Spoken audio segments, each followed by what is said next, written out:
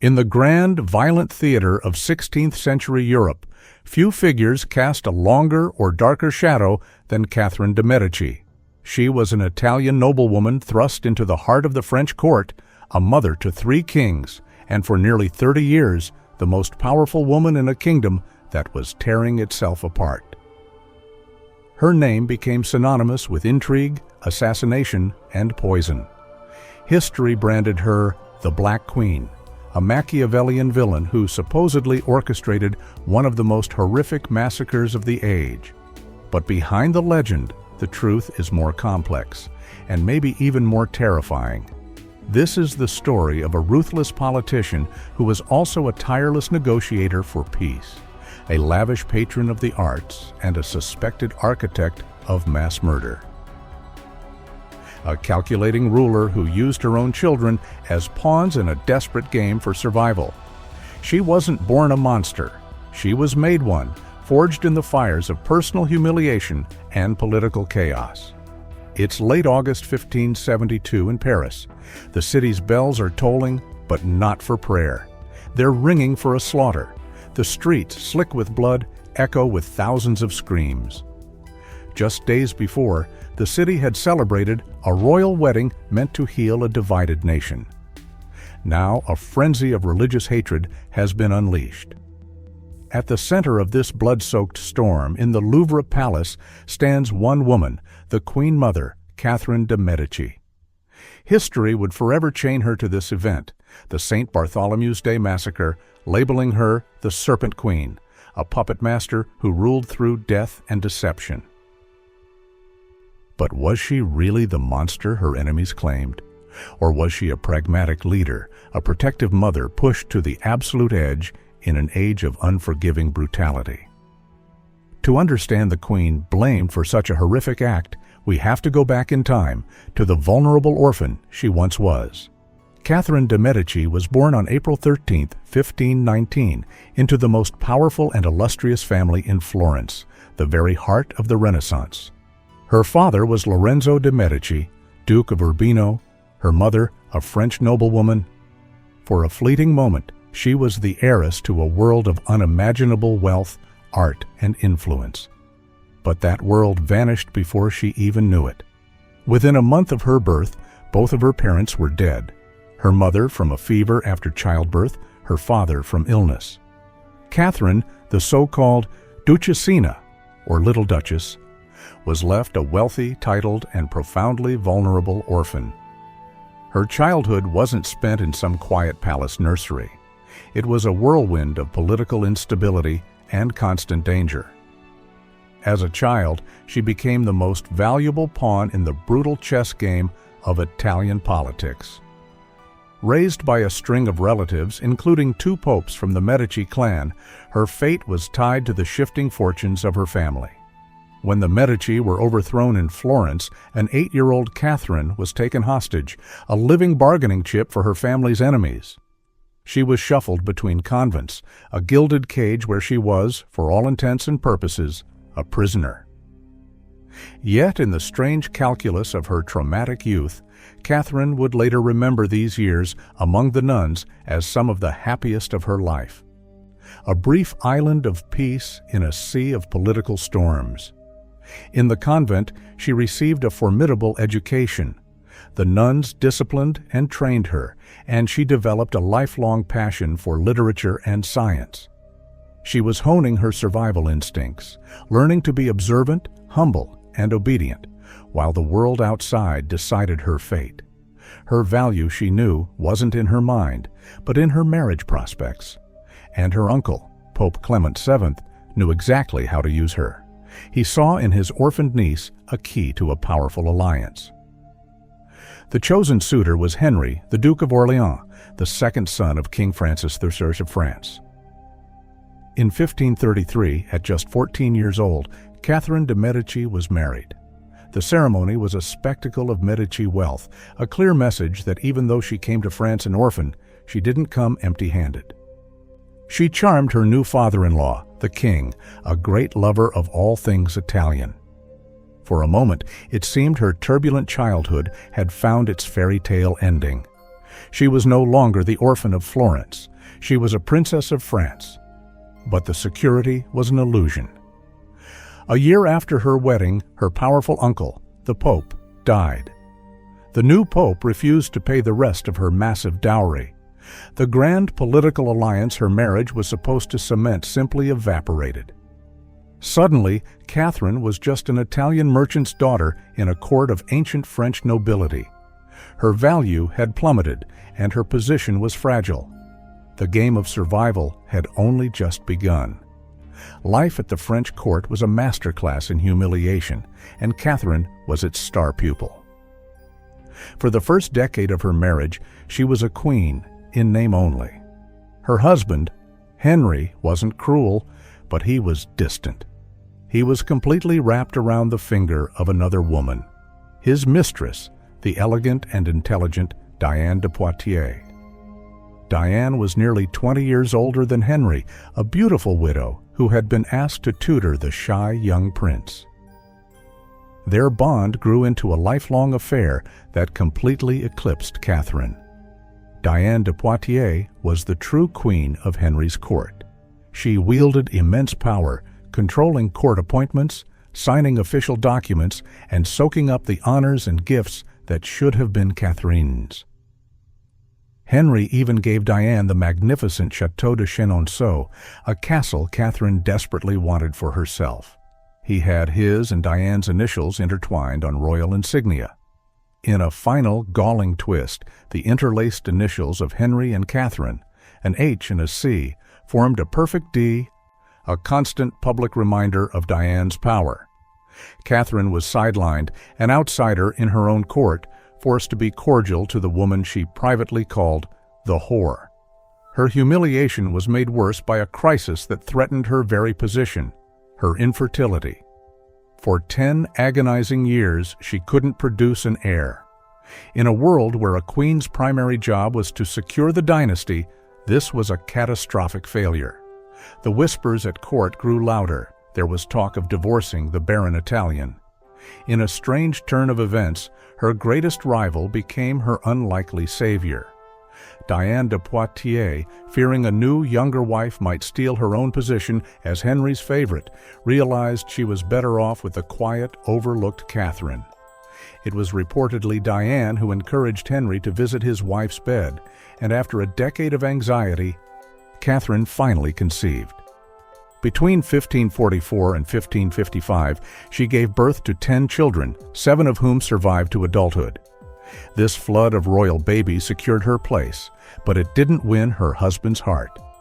She remained in the shadows, watching, learning, and waiting. While Henry and Diane held court, Catherine observed the intricate dance of power, patronage, and betrayal. She saw how influence was won and lost, how loyalty was a commodity, and how a woman could rule a king's heart, if not his kingdom.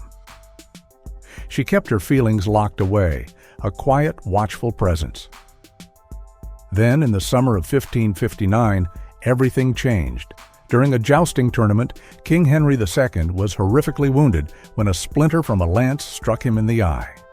For 10 agonizing days, he lay dying. As he faded, he called out for Diane, but Catherine, finally making her move, denied his mistress access to his side. When Henry died, Catherine de Medici, the long-suffering wife and invisible queen, stepped out of the shadows. She was 40 years old, and her true reign was about to begin. The death of Henry II instantly transformed Catherine's world. Her eldest son, a frail 15-year-old, became King Francis II. Though he was technically old enough to rule, Catherine immediately positioned herself as his chief advisor, leveraging the political experience she had quietly gathered for years.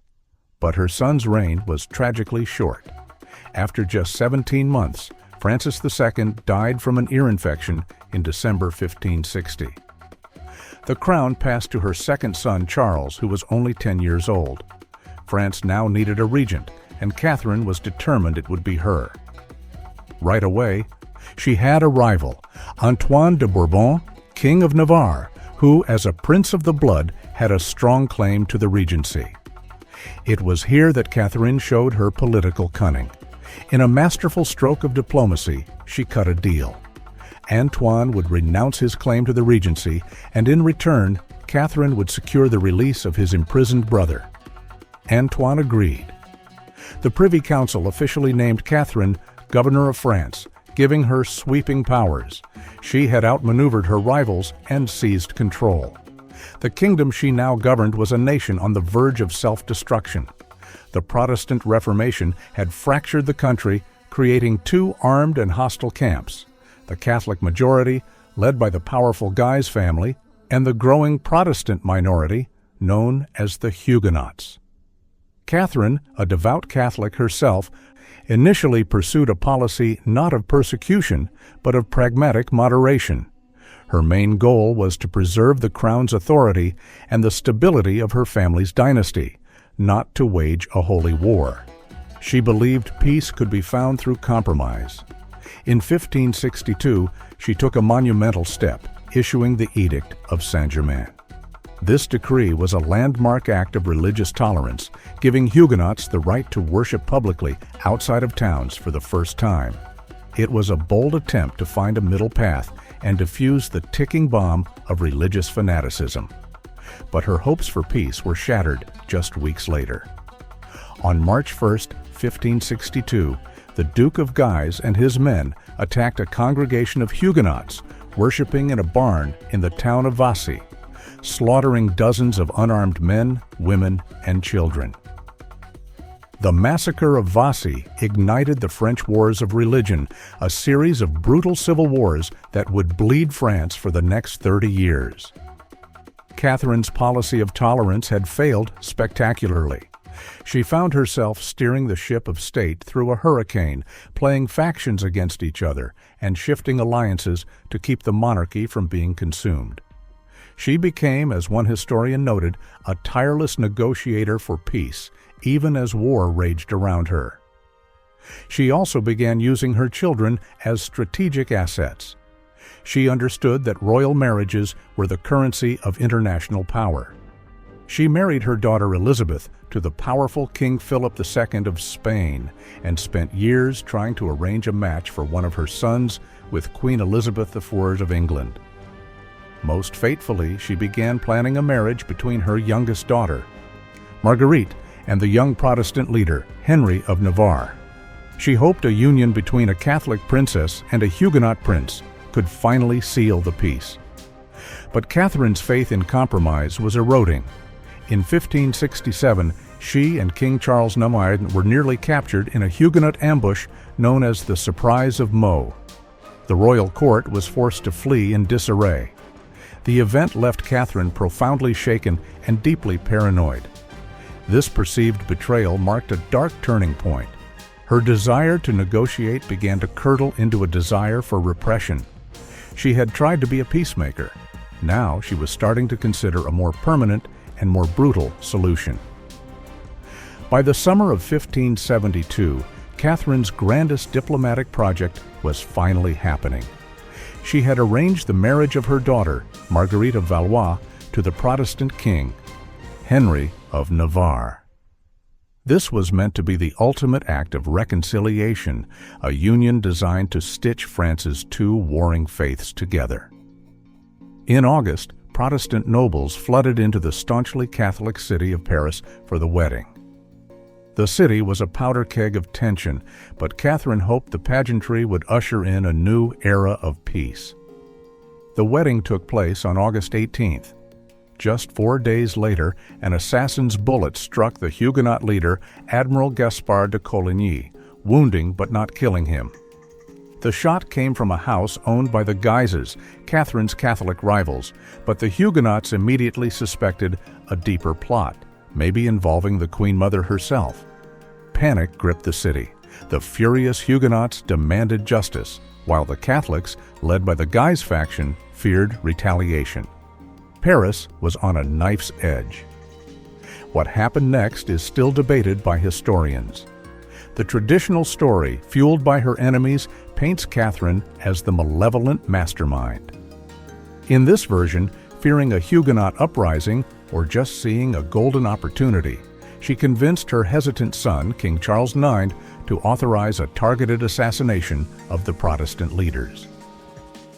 The plan was supposedly simple: kill Coligny and a few dozen others to decapitate the Protestant movement. But the plan, if it was a plan, spiraled out of control with terrifying speed. Once the killing began before dawn on August 24th, the pent-up hatred of the Parisian mob exploded. Catholic citizens, spurred on by the Guise faction, began a general slaughter of every Protestant they could find. The targeted killings morphed into a citywide massacre that lasted for 3 days and spread across France, leading to the murder of thousands upon thousands of Huguenots. So, did Catherine order the massacre? The truth is murky. Some historians argue she only authorized the initial hit on the leadership in a panicked response to a perceived coup, never intending the widespread slaughter that followed. They point to her years of trying to broker peace as evidence that such brutality was out of character. Others maintain that Catherine and her council made a cold, calculated decision to eradicate the Huguenot leadership while they were all trapped in Paris. In the aftermath, the court first denied, then claimed responsibility, declaring it was necessary to stop a Huguenot plot. For the Protestant world, this was an admission of treachery. The wedding had been a trap. Legends spread of the wicked Italian queen inspecting the bodies of the dead. While there's no real evidence she did this, the image stuck, and the St. Bartholomew's Day massacre became her dark legacy. The massacre didn't crush the Huguenots. Instead, it plunged France back into an even more vicious cycle of war. Catherine's life became a relentless struggle to hold on to power for her sons. Her relationship with them was as much a political tool as it was a maternal bond. 3 of her sons would become kings of France, but none would secure the Valois dynasty. Charles IX, the king who authorized the massacre, was reportedly haunted by the slaughter until his death in 1574 at just 23. Catherine then became regent again, waiting for her favorite son, Henry, to return from Poland, where he had been elected king. Henry III became king, and while he was more intelligent than his brothers, he was also erratic and relied heavily on his mother. Catherine remained the driving force of the government, but even her skills couldn't hold the kingdom together. The extremist Catholic League, led by the Guise family, grew so powerful it threatened to usurp the throne itself. Her children were both her obsession and her instruments of state. She doted on Henry, sparking intense jealousy among his siblings. Her daughters were married off for political gain. When her daughter Marguerite, Queen of Navarre, embarrassed the family with public affairs, Catherine's wrath was absolute. She had her own daughter effectively imprisoned, a stark display of her willingness to turn on her own family to protect the crown's reputation. But beyond the blood and politics, Catherine left another, more beautiful legacy. As a true daughter of the Medici, she was a magnificent patron of the arts. She brought Italian culture, cuisine, and fashion to France, shaping the monarchy's identity for generations. She commissioned grand architectural projects, like the Tuileries Palace, and hosted lavish court festivals that were legendary. These spectacles weren't just for fun. They were political theater, designed to project an image of a magnificent and stable monarchy at a time when its very existence was at risk. Catherine de' Medici died on January 5, 1589, at the age of 69. She had outlived all but one of her 10 children and had spent 3 decades fighting to preserve her family's crown. But her hopes were in ruins. Just 7 months later, her last and favorite son, King Henry III, was assassinated. With his death, the Valois dynasty ended. The throne of France passed to the very man she had once tried to unite her family with through marriage, the Protestant Henry of Navarre, who would become King Henry IV. So who was Catherine de' Medici? Was she the Serpent Queen, a wicked foreigner who corrupted France with her Italian plots? Or was she a brilliant political survivor who did what was necessary to guide France through one of its darkest chapters? Protestant historians of her time certainly painted her as a villain, a reputation that has stuck for centuries. Modern historians see a more nuanced figure, a woman who ruled in a man's world, who tirelessly negotiated for peace, but was willing to use ruthless violence when she felt her family and kingdom were threatened. She was a queen of contradictions, a peacemaker who endorsed a massacre, a patron of beauty who presided over an age of horror, and a mother who used her children as pieces in a deadly political game. Her story is a chilling reminder that in the unforgiving world of absolute power, the lines between hero and villain, savior and serpent, are often drawn in blood. What do you think? Was Catherine a monster or a misunderstood monarch forced to make impossible choices? Let us know your verdict in the comments below. And if you want to explore more dark tales of royal power and intrigue, make sure to subscribe and hit the notification bell.